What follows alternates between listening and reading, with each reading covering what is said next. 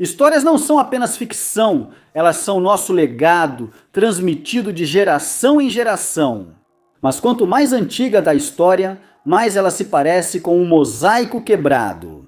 As lendas desaparecem quando o contador de histórias decide que não vale mais a pena transmiti-las. As línguas morrem e apagam saberes.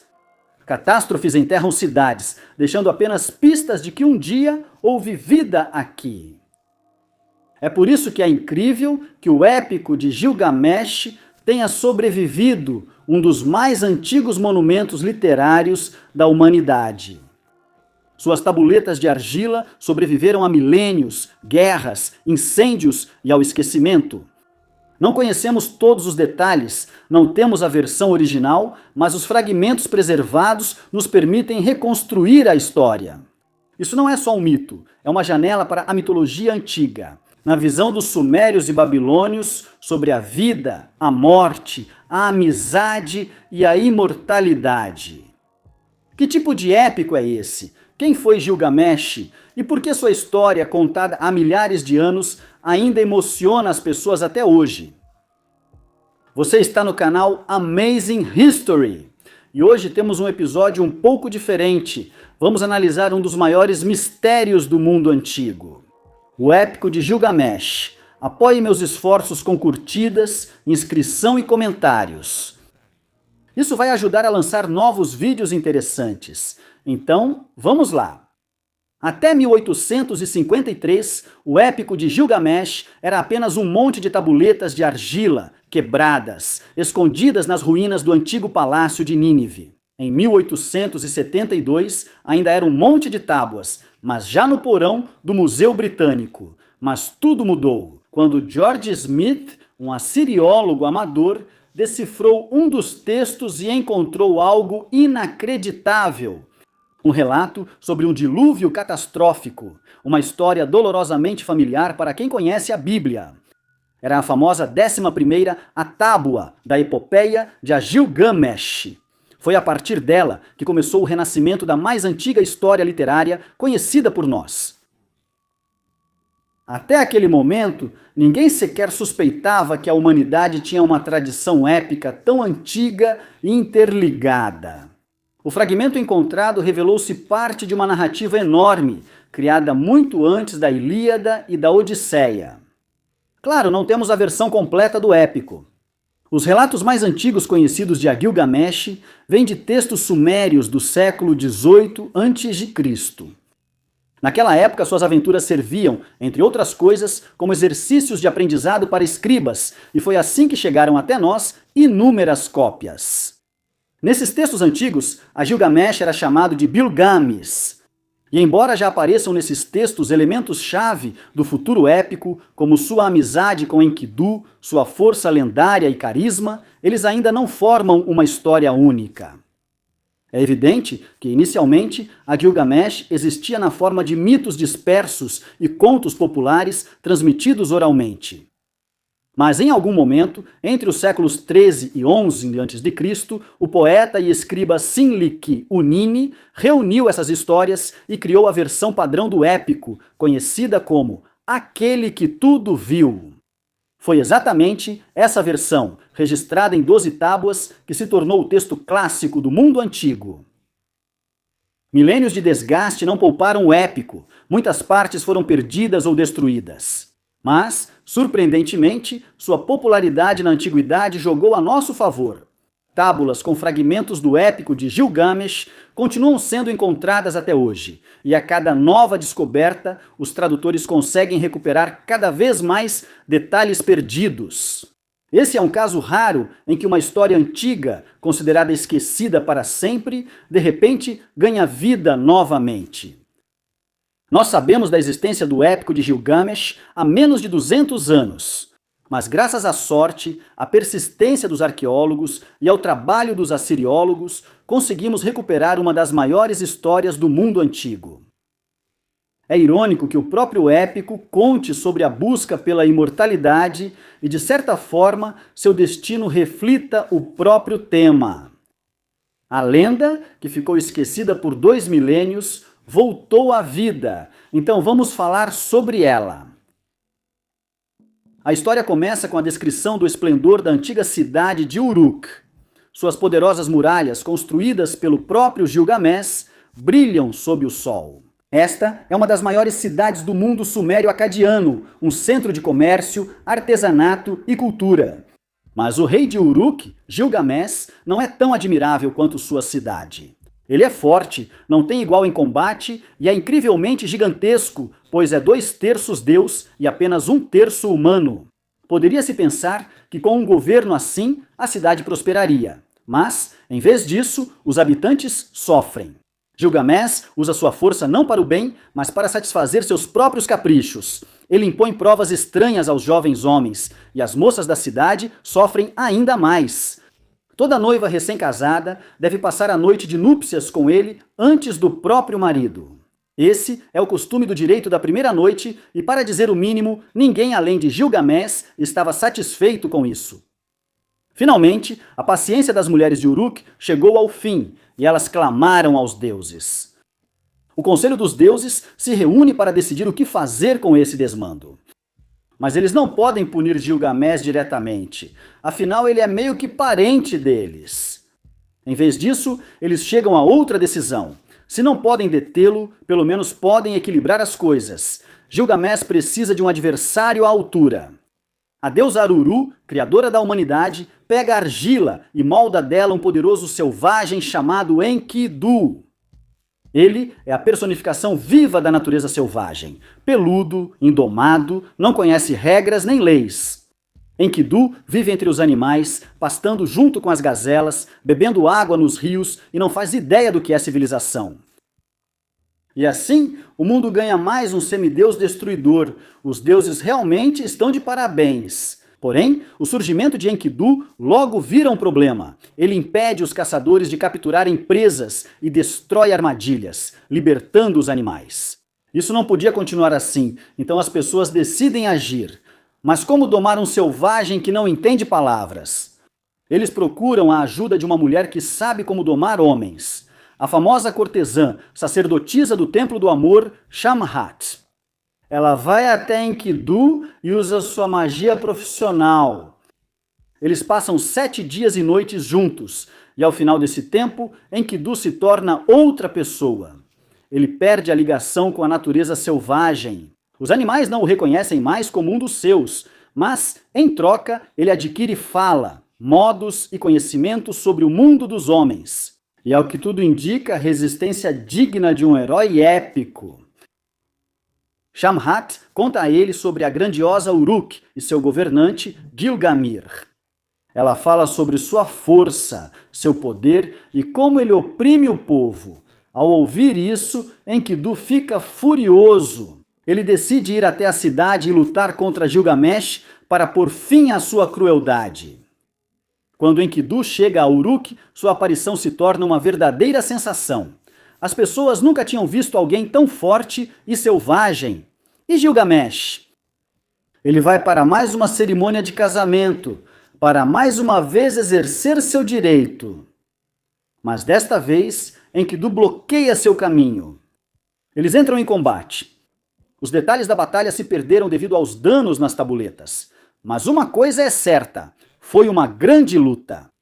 No final das contas, em vez de se destruírem, eles chegam a um respeito mútuo e até mesmo a uma amizade. E então, 2 dos mais fortes guerreiros se tornam não inimigos, mas irmãos de armas. E o que os melhores amigos fazem assim que se conhecem? Claro, eles vão caçar monstros juntos. Sem motivo especial, Gilgamesh de repente decide que eles precisam ir até a floresta de cedros e destruir o terrível guardião dessas terras, o gigante demônio cuspidor de fogo Humbaba. No caminho, Gilgamesh tem sonhos inquietantes, pesadelos simbólicos o assustam repetidas vezes. Mas Enkidu sempre acha uma explicação para mostrar que isso é um bom sinal. Infelizmente, por conta das tábuas danificadas, não sabemos os detalhes desses sonhos. Mas parece que Enkidu era um especialista de primeira em pensamento positivo. No final das contas, eles chegam à Floresta dos Cedros. Eles encontram Humbaba e entram em combate com ele. A luta contra Humbaba não vai muito bem, mas, felizmente, a intervenção divina vem em seu auxílio. a bênção da própria deusa Ninsum, mãe de Gilgamesh, e a intervenção do deus dos ventos permite que os heróis levem a melhor. Humbaba é derrubado por um furacão poderoso, e enquanto ele se contorce impotente, Gilgamesh desfere o golpe mortal. Por um momento, Enkidu hesita. Será que os deuses não vão se irritar pelo fato de termos acabado de matar a criatura sagrada deles? Ao retornar a Uruk com os despojos, troncos selecionados de cedro, Gilgamesh vai primeiro se lavar, depois de uma longa jornada. Mas ele mal tem tempo de relaxar, quando diante dele aparece a própria deusa Ishtar. Ishtar é a deusa do amor, da guerra e de tudo o que há de mais apaixonado e tempestuoso. E nesse momento ela propõe a Gilgamesh que se torne seu esposo. Mas Gilgamesh claramente conhece a reputação dela e não fica nada entusiasmado com essa perspectiva. Em vez de recusar educadamente, ele começa a listar o que aconteceu com todos os seus heróis anteriores. Amantes, um deles se transformou em lobo, outro virou um pássaro com as asas quebradas. O terceiro foi despedaçado por um leão selvagem, o quarto virou uma toupeira. A lista é longa e nenhum dos itens parece atraente. Ishtar, ofendida, volta furiosa para os céus e vai até seus pais, os deuses Anu e Antu. Ela exige que eles lhe deem o touro celestial, uma criatura aterrorizante, capaz de destruir Uruk e Gilgamesh junto. Ele hesita no começo, mas Ishtar ameaça com uma alternativa. Se não lhe derem o touro, ela destruirá os portões do submundo, libertando os mortos que devorariam os vivos. E então, até mesmo os deuses todo-poderosos pensam, talvez seja mais fácil dar a ela esse touro? E é isso que eles fazem. O touro celestial desce à terra, e sua fúria é aterrorizante. Os rios fervem, a terra se parte, e a simples presença dele causa terror. Felizmente, Gilgamesh e Enkidu estão lá. Eles já tinham experiência em lutar contra monstros míticos. O touro celestial foi derrotado. Eles arrancam suas partes e as oferecem em sacrifício a diferentes deuses. Depois disso, fazem uma festa. E vão dormir. Ótimo trabalho. A alegria dura muito tempo. Em sonho, Enkidu vê como o conselho dos deuses decide que o assassinato de duas criaturas divinas não pode ficar impune. Um dos heróis deve morrer. E, infelizmente, até entre os deuses, há consenso. Sem Gilgamesh é mais difícil para o mundo do que sem Enkidu. Ao acordar, Enkidu percebe que seu destino está selado. Ele está arrasado pela dor. Gilgamesh faz tudo o que pode para implorar aos deuses por misericórdia, mas a decisão é definitiva. Enkidu entende que a morte é inevitável. Ele tem um segundo pesadelo. Nele aparece uma criatura assustadora, um híbrido de homem, leão e pássaro. Ela agarra Enkidu e o arrasta para o mundo subterrâneo, onde diante dele aparece uma assembleia dos deuses da morte. Ao acordar, ele se sente mal. A doença atinge seu corpo, e a cada dia ele fica cada vez pior. Durante 12 dias, seu estado piora até que ele se encontra no leito de morte. Nas últimas horas de vida, Enkidu fala com Gilgamesh, que sempre teve medo de morrer em batalha, mas agora ele entende que uma morte gloriosa em batalha teria sido melhor do que essa doença longa e dolorosa. E logo Enkidu morre, Gilgamesh está fora de si de tanta tristeza. Ele não consegue aceitar a morte de Enkidu. Gilgamesh encomenda uma estátua gigante do amigo, esvazia o tesouro em oferendas aos deuses para que eles aceitem Enkidu, para o mundo dos mortos com honras. E no fim das contas, mergulha em uma séria crise existencial.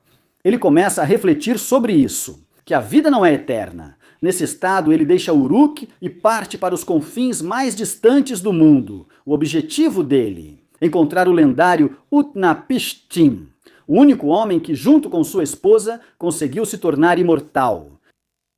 Gilgamesh vagueia por terras desoladas, ainda incrivelmente forte e incrivelmente abatido. Ele continua matando leões com as próprias mãos.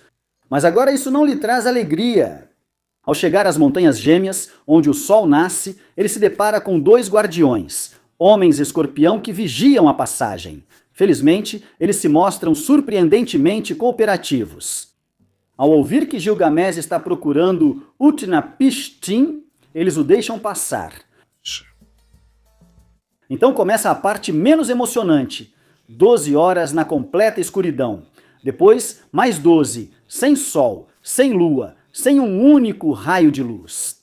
Finalmente, ele chega a um lugar estranho. Diante dele se estende um jardim de árvores de pedra e cristal, brilhando com todas as cores. E além disso, um oceano sem fim. Lá, ele é recebido por uma deusa idosa, que o direciona ao barqueiro chamado Urshanabi. Ele pode levar Gilgamesh até Utnapishtim. Mas o barqueiro está ocupado na floresta com um grupo de misteriosos homens de pedra. E então acontece algo típico de Gilgamesh. Em vez de simplesmente pedir ajuda a Urshanabi, por algum motivo, ele decide que sua tarefa é derrotar os homens de pedra. Após destruir os homens de pedra em pedaços, ele de repente percebe que eram eles, os remadores do barco. O que, claro, complica um pouco a viagem. Agora ele e Urshanabi têm que remar sozinhos. Em um lugar especialmente perigoso, eles precisam atravessar águas mortais, improvisando uma vela com roupas. De alguma forma, eles conseguem chegar à margem distante, onde Gilgamesh finalmente encontra Utnapishtim. A primeira impressão que ele causa? Absolutamente nenhuma. Utnapishtim não está nem um pouco impressionado. Gilgamesh pergunta a ele como ele alcançou a imortalidade. E Utnapishtim conta sua história. Há muito tempo, ele vivia na cidade de Urshupaki. Certa noite, o deus Ea apareceu para ele em um sonho e disse: Escute, não pergunte nada, apenas construa um barco enorme, carregue-o com suprimentos. E prepare-se para... Bem, vamos chamar isso de tempo chuvoso. Utnapishtim decide não fazer perguntas desnecessárias e simplesmente faz o que foi dito. Ele esvazia seu tesouro, sacrifica gado e contrata trabalhadores para construir uma enorme arca no menor tempo possível. Quando ele coloca lá sua família, artesãos e um monte de animais, uma inundação sem precedentes atinge a cidade. 7 dias depois, a chuva para. Ao redor da arca de Utnapishtim havia um oceano sem fim. Apenas os picos das montanhas mais altas apareciam acima da água. Ele solta pássaros para explorar. 2 deles voltam sem nada. Mas o terceiro, um corvo, não volta. Isso significa que há terra em algum lugar. Ao chegar à terra, Utnapishtim faz um sacrifício aos deuses. E eles imediatamente aparecem. Porque, bem, ninguém mais reza para eles. E é aí que descobrimos algo interessante. A ideia do dilúvio pertencia ao deus Enlil, que decidiu lidar com a população dessa forma. Ea chama Enlil abertamente de idiota. Os outros deuses o apoiam, e no final, o enfurecido Enlil é forçado a aceitar. Como compensação, ele concede a Utnapishtim e à sua esposa a imortalidade, e os manda viver longe das pessoas, na nascente de todos os rios. Essa é a história. Agora vamos voltar para Gilgamesh. O problema de Gilgamesh era o seguinte: inundar a terra novamente. Por isso, Utnapishtim oferece a ele um teste alternativo. Se você quer vencer a morte, comece com algo pequeno. Tente não dormir por 7 noites.